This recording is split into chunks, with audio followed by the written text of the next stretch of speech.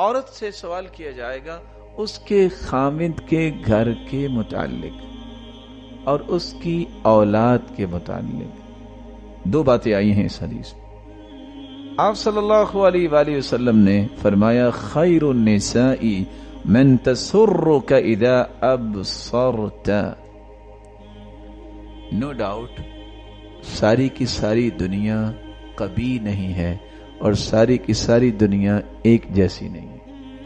اللہ نے رنگ میں بھی اختلاف رکھا ہے, طریقے اور سلیقے میں بھی اختلاف رکھا ہے. کتنے لوگ اپنے آپ کو حسن کے چیمپئن سمجھتے ہیں لیکن ان کو زندگی گزارنے کا کوئی طریقہ نہیں آتا. اور یہی وجہ ہے کہ حسن پہ ناز کرنے والی کتنی عورتیں ان کو طلاقیں زیادہ ہوتی ہیں. کیوں؟ گھرداری کا پتہ ہی نہیں, ان کو پتہ ہی نہیں میری ذمہ داری کیا ہے. اسی شریعت نے لفظ کیا بولے ہیں؟ آپ صلی اللہ علیہ وسلم نے فرمایا بہترین عورت وہ ہے جس کو آپ دیکھو اس کے طریقے اور سلیقہ شعاری کی وجہ سے آپ خوش ہو جاؤ. وَتُطْعِمَكَ إِذَا أَمَرْتَ, جب بھی آپ کا حکم ہو, جو آپ کا نظام ہے, وقت پہ آپ کو کھانا دے.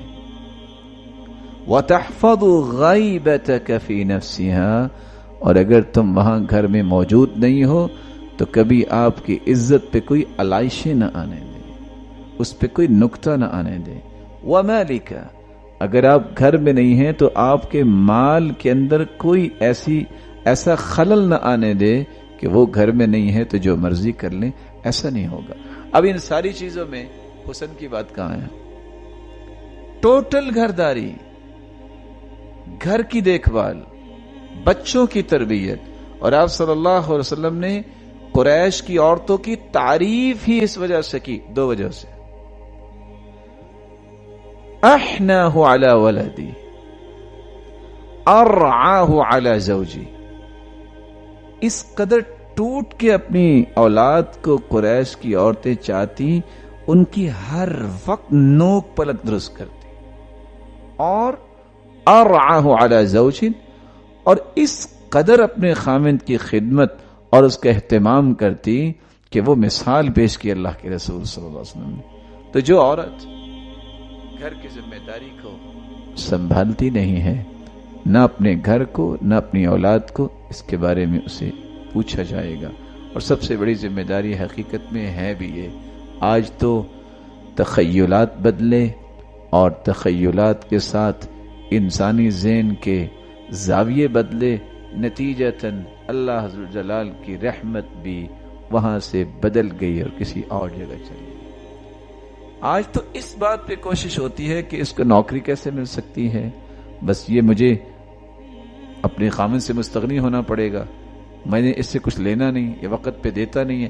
یعنی اس طرح کے سوالات کہ بس اوقات انسان سن کے شرمندہ ہو رہا ہوتا ہے. سعید بن مسیب کی بیوی کے پاس عورتیں اکٹھی ہوئی تو انہوں نے صرف ایک سوال کیا تھا, کیسے تم اپنے خامن سے بات کرتی ہو؟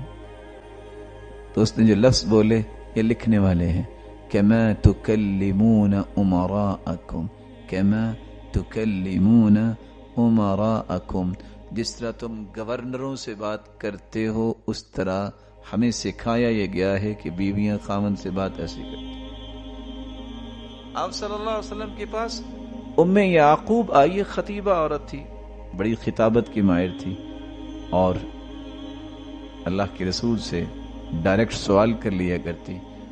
ایک دن سوال کرتی ہیں, یا رسول اللہ صلی اللہ علیہ وسلم, مرد تو ساری سبقت لے گئے, ہمارا کیا گناہ ہے؟ جہاد وہ کریں, صدقہ وہ کریں, حج وہ کریں, عمرہ وہ کریں, ان کے پاس تو مال ہے, ہم تو ان کے متحتی ہیں, تو ہم نہ جہاد کا درجہ لے سکیں, نہ صدقہ کر سکیں, نہ ہم جو ہے حج عمرہ کر سکیں. تو آپ نے بھی آگے سے 4 سوال کیے. بچوں کی تربیت کرتی ہو؟ کہا جی ہاں. کھانا پکاتی ہو؟ جی ہاں. خامند کے کپڑے دھوتی ہو؟ جی ہاں. اچھا گھرداری اختیار کرتے؟ جی ہاں. تو فرمایا یعدل ذلک کلہ, یعدل ذلک کلہ, تم یہ کام کر لو گی تو یہ حج عمرے جہاد اور صدقے کے برابر ہے.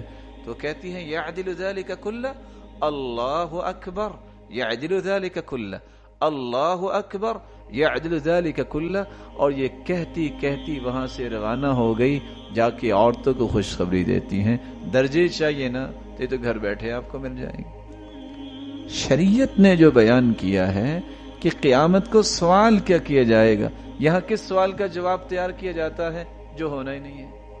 پی ایچ ڈی بھی کر لے تو سوال تو 3 ہونے ہیں، من ربک من نبیک ما دینک، جو پہلی کلاس میں پڑھایا جاتا ہے۔ یہ بتاؤ نا رب کون ہے، یہ بتاؤ نا نبی کون ہے، یہ بتاؤ نا تمہارا دین کیا ہے، یہ سوال ہونے ہیں۔ اور گھر کے ہر اس ضرورت کو پورا کرنے کی تگ و دو اور لڑائیاں ہوتی ہیں گھروں میں۔ کبھی کسی نے سوچا ہے کہ سیدنا اسماعیل کو آداب فرزندی سکھائے کس نے تھے؟ سیدنا ابراہیم تو نہیں تھے، وہ تو ماں ہی تھی جس نے سب کچھ سکھایا۔ کیسے مدت کے بعد آگے باپ کہتا ہے بیٹا میں آپ کو ذبح کر دوں، تو بیٹا کہتا ہے ابا جان کیوں نہیں، افعل ما شئت، آپ کر کے تو دیکھیں، ستجدنی انشاء اللہ من الصابرین، آپ مجھے صبر کرنے والا پائیں گے۔ یہ کس نے آداب سکھائے تھے؟ باپ تو تھا نہیں گھر میں، یہ ماں نے سکھائے تھے۔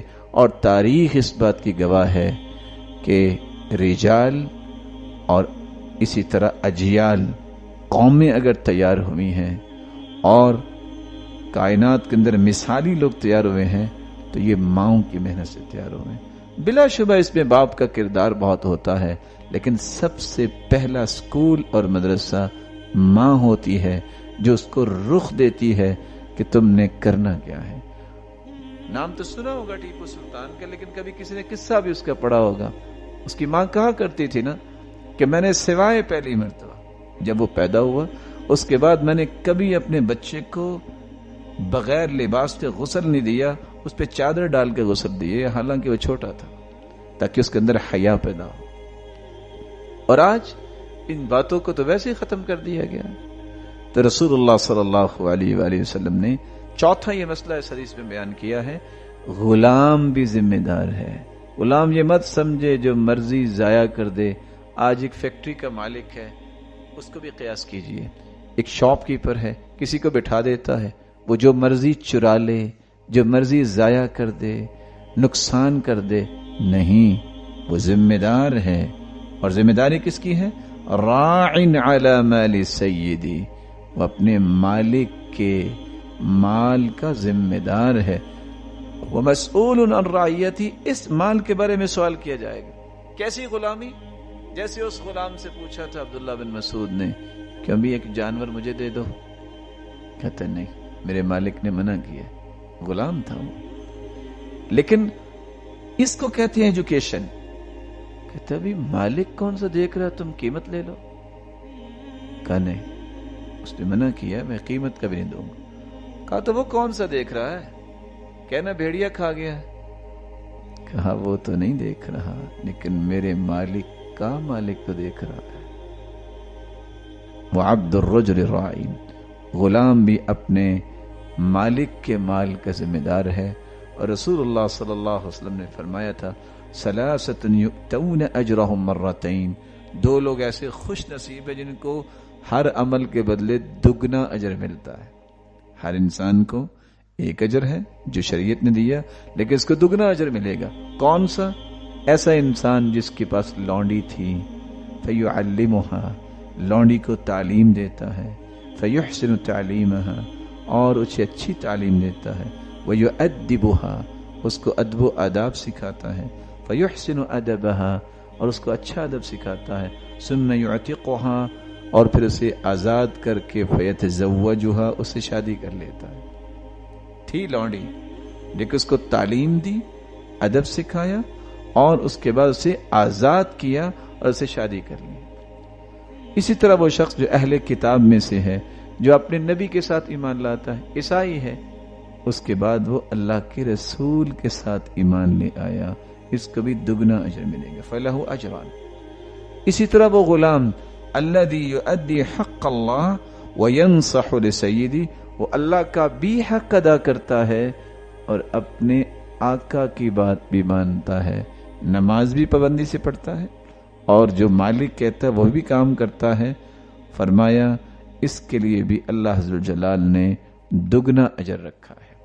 اللہ عز و جلال ان باتوں کو سمجھنے کی توفیق عطا فرمائے۔